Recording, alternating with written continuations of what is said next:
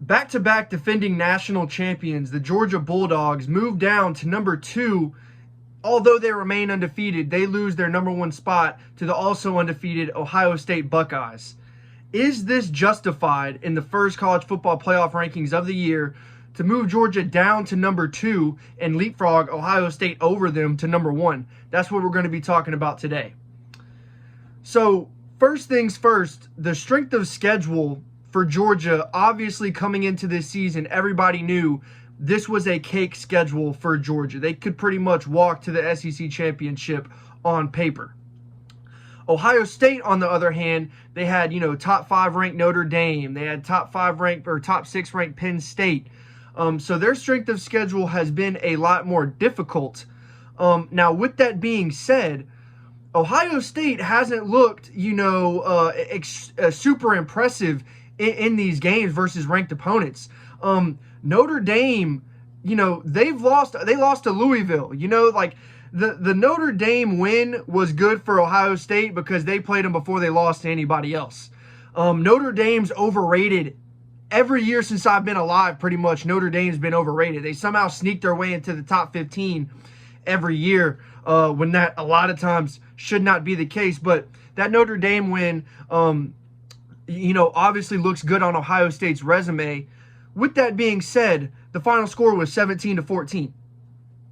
Okay? And then fast forward to the Penn State game, Kyle McCord plays okay, and they score 20 points. Do we honestly believe that an Alabama or a Georgia is going to get held to 12 points by this Ohio State defense? I don't think so. An Oregon offense is only going to get held to 12 points by an Ohio State defense? I don't think so. Now, Ohio State's defense under Jim Knowles has had a complete turnaround in his second year. They're playing a lot more conservative. They're not giving up the big plays, and they're just relying on their athletes, to win their one-on-ones and to do their job. And that's been the case so far this season. And so their defense has taken a massive step forward. But offensively, they got Henderson, a running back. He's shown that he's a solid running back. But, he's no Jalen Wright. He's no Bucky Irving. He's not a prolific running back. The guy can do his job behind a dominant O-line that they can bully a Wisconsin front seven.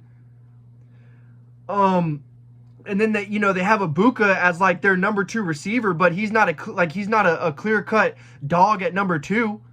If they can't get Marvin Harrison the ball's not going to find Marvin Harrison.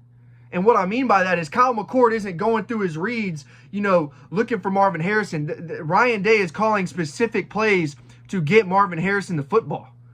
And I just say that to say, I don't think Kyle McCord's the guy. I mean, look at how explosive Ryan Day's offenses have been at Ohio State. If he has a quarterback that he trusts, he's gonna be calling these explosive plays. They have completely changed their offense to put Kyle McCord in a blanket and not have him exposed and have to make these, throws down the field and elaborate reads down the field. They have resorted to a controlling the clock, running the football team, and they have the best receiver in college football probably in the last decade. This guy's the highest touted receiver coming out of college. And they've had to change their offense to eat the clock and run the ball. They scored 17 against Notre Dame and 20 against Penn State. I mean, what do you think of Alabama defense? What do you think of Georgia defense is going to do to these guys? I don't know, guys. And then talking about UGA, Carson Beck lost his, version of Marvin Harrison. Brock Bowers is out. And, the clear-cut number 2 for them, Ladd McConkey, he's balling out. Carson Beck threw for 300 yards without Brock Bowers. 4 of his last 5 games, Carson Beck's gone for 300 yards. I mean, both Carson Beck and Kyle McCord are in their first year starting, for their respective teams. Halfway through the season, the eye test will tell you who's a good quarterback and who's not. Now, with that being said, Carson Beck has still been making mistakes, first-year guy. Of course, that's going to happen. But, just how he operates as a quarterback, you can tell that he's a guy. He's going to continuously improve and continuously get better, and he has what it takes to take a team to that, elite level, to the playoffs. Kyle McCord has not shown us that when he absolutely has to put his team on his back, that he can. That hasn't been the case. Against Auburn, Carson Beck was thrown into the fire.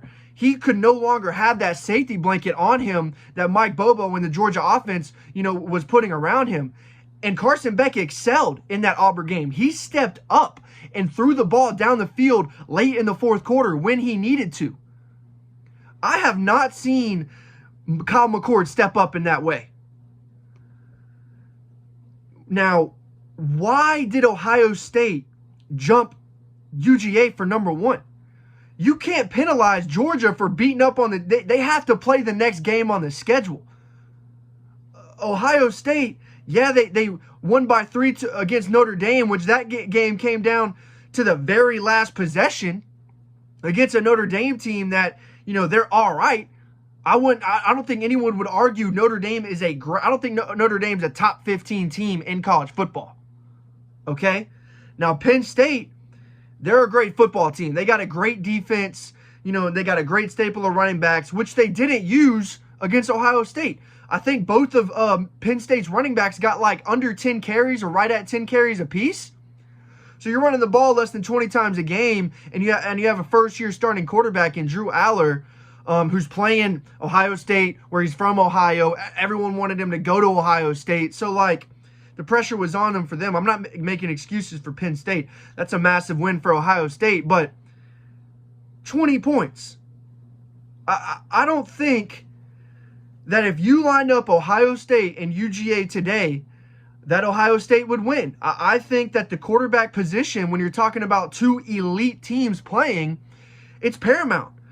Elite defensive coordinators, they're going to get the quarterback out of their comfort zone. They are going to make that quarterback beat them. And when an elite team does that to Ohio State, will they be able to get it done? Why is Ohio State at 1 and not Michigan? Michigan's bulldozed everybody they've played. Their quarterback is number 1 in the Heisman race. Hell, they've been cheating, and they're not going to get punished for it this year. Why is Michigan not over Ohio State? Ohio State is overrated as hell. With this offense, they are not going to be able to go against an elite team and hold their own offensively. Kyle McCord is not that guy. So I do not understand why Ohio State is over Georgia. Georgia has lost their guy, Brock Bowers. They were lining him up at running back, receiver, tight end. He's gone. Carson Beck throws for 300 yards the very next game.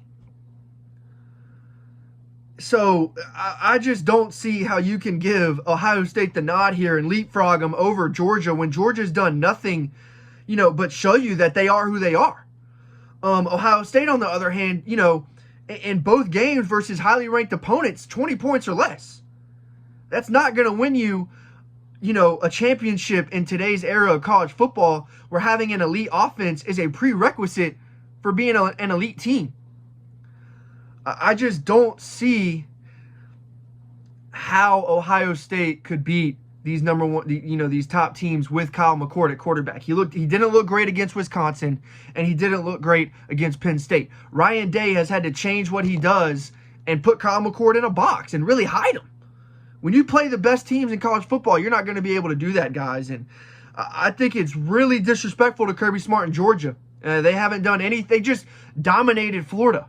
What have they done to not be, the number one team? I think it's disrespectful, but I think it's going to play out with Ohio State. I think they're going to lose to Michigan, because of Kyle McCord's play, man. He's going to get put in a box. J.J. McCarthy and that Michigan offense is really going to test this Ohio State defense that's really just stayed basic in what they've done, guys. They're just relying on talent and having the better guys, which there's nothing wrong with that when you're playing Wisconsin's and Maryland's and Indiana's.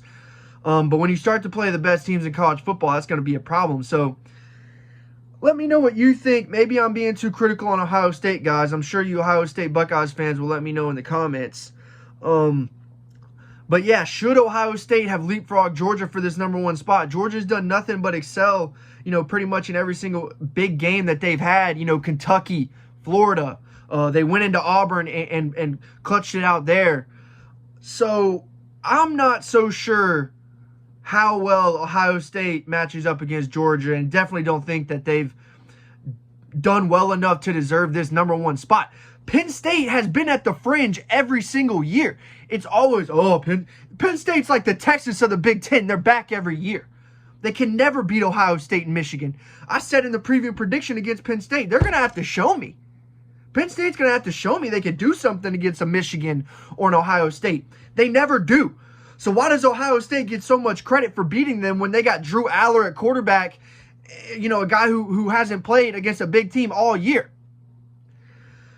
So I don't know, guys. Like I said, let me know. I'm starting to ramble here. I'm a Tennessee fan. I don't even like Georgia. It's just disrespectful, in my opinion, what these college football playoff guys are doing to the Dogs. I think they're the best team in the country. I've watched Ohio State play fucking every game.